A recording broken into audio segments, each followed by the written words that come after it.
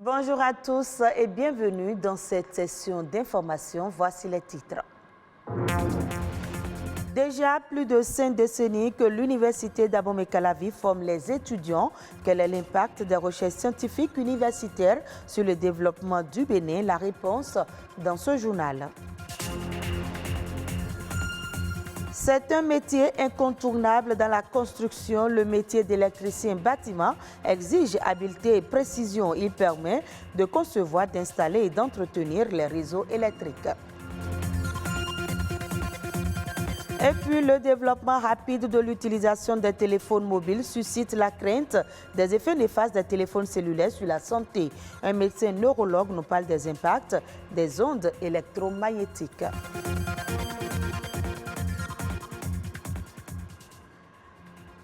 Merci de votre fidélité. Aujourd'hui, 15 septembre, c'est la journée mondiale pour la liberté d'instruction. La liberté d'instruction est un droit fondamental. Cette journée a été lancée en 2007 par des familles et des associations pour célébrer ce droit chaque année. Les parents peuvent choisir de scolariser leur enfant dans un établissement scolaire public ou privé ou bien d'assurer eux-mêmes cette instruction. L'instruction dans la famille, parfois appelée école à la maison, doit permettre à l'enfant d'acquérir des connaissances et des compétences déterminées. L'instruction donnée et les progrès de l'enfant sont contrôlés. Chaque enfant présente un caractère différent, une sensibilité différente qui oblige les parents à reconsidérer sans cesse leurs principes d'éducation. L'université d'Abomey-Calavi forme des universitaires depuis plus de 50 ans, 5 décennies de formation et de recherche. Quels sont aujourd'hui les impacts des recherches scientifiques universitaires sur le développement du Bénin? Pour mieux comprendre, Patrick Adiagbodjou a rencontré quelques enseignants de l'UAC. Suivez ce reportage. L'université d'Abomey-Calavi a 50 ans. Tant d'années se sont écoulées depuis 1970. Des dizaines de milliers d'étudiants formés ainsi que des enseignants chevronnés sont sortis de cette prestigieuse université. Un demi-siècle de formation, de recherche, mais aussi d'innovation au service du développement du Bénin. Vous avez beaucoup de départements qui ont été créés, de nouvelles facultés qui ont été créées, de nouvelles écoles professionnelles qui ont été créées. Et au même moment, il y a eu beaucoup de laboratoires qui ont accompagné ces écoles-là. Et au sein de ces laboratoires, beaucoup de choses se font en matière de recherche à l'université. Des recherches scientifiques aux innovations technologiques, en passant par la création des laboratoires, l'université d'Abomey-Calavi a connu beaucoup d'avancées au fil des années. 50 années après, que sont devenus les fruits de ces recherches universitaires? Les résultats, c'est beaucoup de soutenance, de master, de licence et même de thèse. Parce que c'est des thèmes que vous donnez aux étudiants, vous les accompagnez et après, c'est le résultat qu'un jour, il vient exposer à la face publique et qui fait, n'est-ce pas, le fruit de ces recherches. 50 ans sont passés, mais je peux vous dire beaucoup de choses ont été faites. Par exemple, sur le plan agronomique. On a travaillé sur le baume de la noix de cajou, qui est un produit vraiment très très utile et essentiel et que nous exportons régulièrement chaque année pratiquement vers les pays asiatiques. Ça, c'est certains jeunes qui ont travaillé avec moi et sur le compost. Et quand ils ont fini leur travail, ils ont dit, professeur, nous allons nous auto-employer. Ils ont créé leur entreprise aujourd'hui, ils vivent de ça. Ce compost, c'est un produit très riche et on a travaillé là-dessus pendant près de 3 ans et on a pu obtenir un bon produit de qualité. Quand vous arrivez dans le secteur santé, des gens ont eu des brevets dans le secteur qui sont appliqués, qui sont connus. Ils se sont associés avec des grandes firmes et ont produit des médicaments que nous utilisons aujourd'hui. Outre le domaine de la santé, de l'agroalimentaire, des sciences humaines, de la chimie et du génie civil, la recherche s'est enrichie d'énormes progrès, mais manque de visibilité. Le passage de l'étape de la recherche terminée au produit utilisé a besoin de beaucoup de moyens et a besoin d'être organisé, comme on organise les filières. Normalement, il devait y avoir un véritable partenariat entre le secteur privé et l'université. Puisque nous ne sommes là que pour développer des idées, développer des innovations. Prendre de nouvelles réformes incitatives qui encouragent et valorisent les recherches universitaires est donc une nécessité. Mieux, en faisant l'option de doter nos universités publiques d'un cadre institutionnel pour assister et financer les projets de recherche pourrait bien être un gage de développement soutenu et durable. Il est chargé de l'équipement électrique des constructions. Il peut aussi être amené à participer à des installations plus complexes comme une climatisation ou un ascenseur. Vous vous en doutez bien, c'est l'électricien bâtiment. Comment travaille-t-il? Rodrigue Glondoumé et Nadège Omoladé-Sani sont allés à la rencontre de quelques électriciens exerçant au Bénin. On les découvre dans ce reportage. Il démarre la construction du bâtiment presque au même moment que tous les autres corps de métier, mais son travail se poursuit même après la remise des clés aux propriétaires des lieux. Depuis la mise en terre, l'électricien opère pour protéger les personnes, mais aussi les équipements contre les chocs électriques et la foudre. De commun accord avec les autres professionnels du secteur, il installe les canalisations, les câbles et met en place les différents appareillages. Le plan est la boussole qui oriente l'électricien pour l'emplacement des installations. Si le technicien met que le climatiseur doit rester là, et toi tu vois un signe sur le plan, tu ne sais pas que c'est climatisé, il est en train de signaler, tu ne peux pas le faire. Donc tu peux ne pas beaucoup étudier, mais tu dois, si tu es dans un domaine, tu dois savoir les b.a.-ba. Il faut étudier le plan. En tant qu'électricien, il y a le technicien qui est chargé de faire le plan. Il remet à chaque corps le plan qui lui convient et c'est à lui de faire un travail là-dessus pour qu'on puisse avoir un résultat commun à la fin. L'électricien bâtiment travaille au quotidien dans le respect des normes et de la sécurité. Rien ne se fait au hasard dans ce métier et le choix des couleurs correspond à un code. Si c'est le climatiseur, tu sais que c'est tel fil et on prévoit tout avant que les équipements ne viennent. Et aussi, on a le code des couleurs. Si moi je finis de travailler ici, un autre électricien vient ici, il doit faire quelques minutes pour se retrouver. Parce qu'on a notre langage, s'il voit telle couleur, il doit savoir que ceci, ça représente telle chose. Il y a la section de fil, il y a le code des couleurs au niveau des fils. Romain exerce ce métier depuis l'âge de 11 ans. 26 ans après, sa passion est la même. Une passion suscitée par son géniteur, maître maçon, qui lui a transmis les rudiments dès son jeune âge. Bien que n'ayant pas fait de grandes études dans le domaine, il jouit pleinement de cette profession. Lorsque j'étais petit, en classe de C2, quand je vois il y a un peu de l'ombre et quelque part, si je prends 2 piles et je branche avec une ampoule, ça s'allume.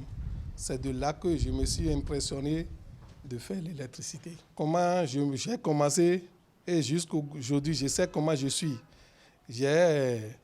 C'est avec ça que je nourris mes petites familles.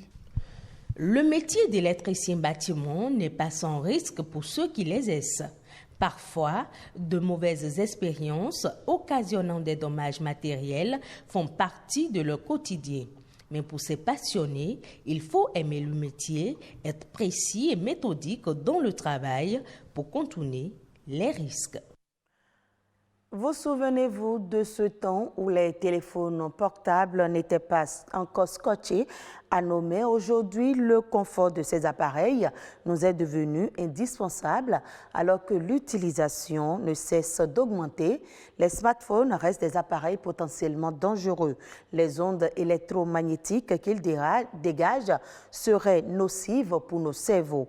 Alos Tawanou, médecin neurologue, nous édifie davantage sur le sujet au micro de Ulvaeus Balogun.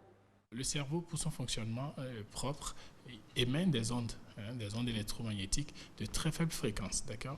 Chez un adulte, ces fréquences varient de 8 à 20 Hz et chez les enfants, les fréquences sont plus basses. Et les téléphones portables utilisent également pratiquement les mêmes ondes, mais à des fréquences plus élevées.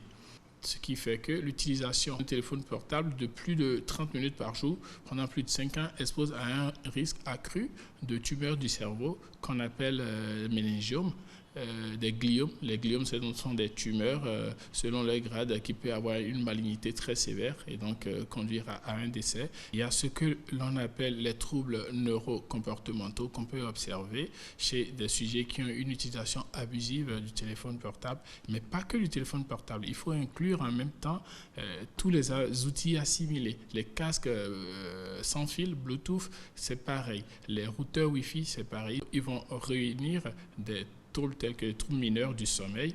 Donc, c'est un sujet qui va se réveiller le matin avec un sommeil peu réparateur. Donc, il se réveille le matin plus fatigué qu'il ne l'était la veille en se couchant. Il y a des troubles de l'attention, des troubles de la concentration. Les conseils pratiques que je pourrais énumérer, déjà ceux qui utilisent les téléphones portables pour justement les appels téléphoniques, réduire la durée des conversations téléphoniques. Il vaut mieux faire un appel très court et après peut-être échanger par SMS que de garder le téléphone longtemps à l'oreille. Pour ceux qui, pour des raisons professionnelles, doivent faire plusieurs heures au téléphone, c'est recommandé d'utiliser les écouteurs, les casques à fil. Donc les écouteurs à fil, c'est plus sain que les écouteurs, les casques sans fil, qui utilisent le Bluetooth. Et ne pas dormir près de leur téléphone la nuit. Il faut couper le téléphone parce que même éteint, le téléphone portable émet toujours des ondes et reçoit des ondes. Et le reprendre le lendemain, comme ça vous avez une nuit plus paisible et moins perturbée par ces ondes qui pourraient nuire. Hors du Bénin, le Burkina veut assainir son secteur des transports routiers. Les autorités renforcent les tests normatifs en matière d'âge des véhicules importés. Cette mesure va améliorer la fluidité de la circulation en réduisant le nombre de véhicules souvent en panne sur la voie publique. Elle permettra également de réduire les accidents de circulation dus essentiellement aux défaillances mécaniques pour diminuer considérablement la pollution de l'environnement. Le Burkina Faso envisage promouvoir l'usage des transports en commun au détriment des motos. Dans son rapport de novembre 2020, le Programme des Nations Unies pour l'environnement établit une corrélation directe entre le taux élevé de la mortalité routière dans les pays et la faible réglementation des véhicules d'occasion. Nous vous proposons à présent de suivre le condensé de quelques informations ayant marqué l'actualité internationale. C'est avec Rodrigue Babagbeto.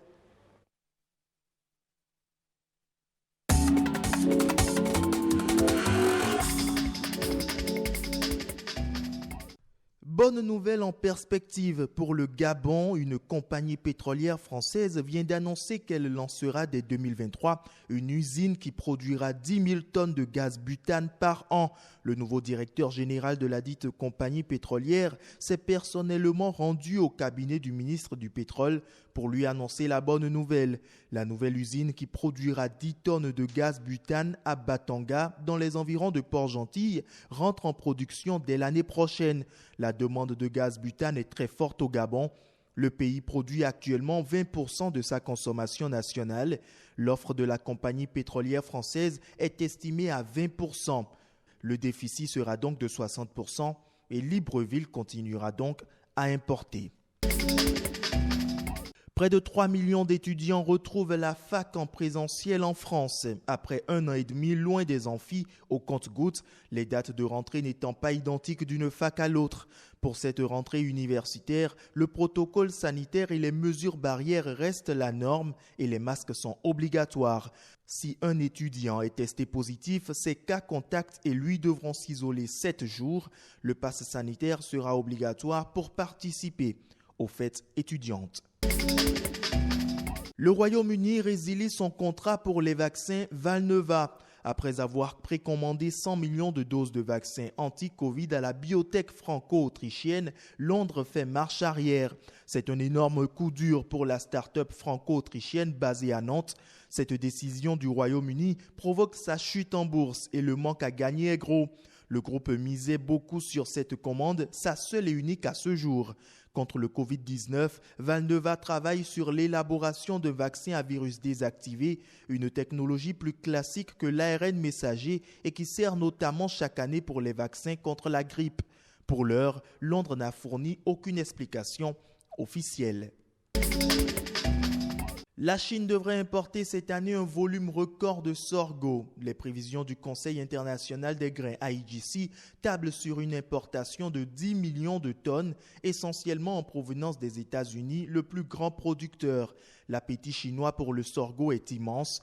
La demande est telle que les surfaces de culture ont augmenté de 20% aux États-Unis. Si la Chine éprouve un si grand engouement pour le sorgho, cela se justifie par sa volonté de reconstituer son cheptel décimé par la peste porcine en 2018. Chez les Chinois, le sorgho ne finit pas dans les assiettes, mais sert également à l'alimentation du bétail, combiné au maïs et au blé.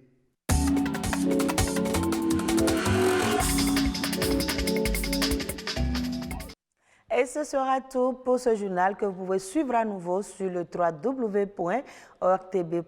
Merci à vous de nous avoir suivis.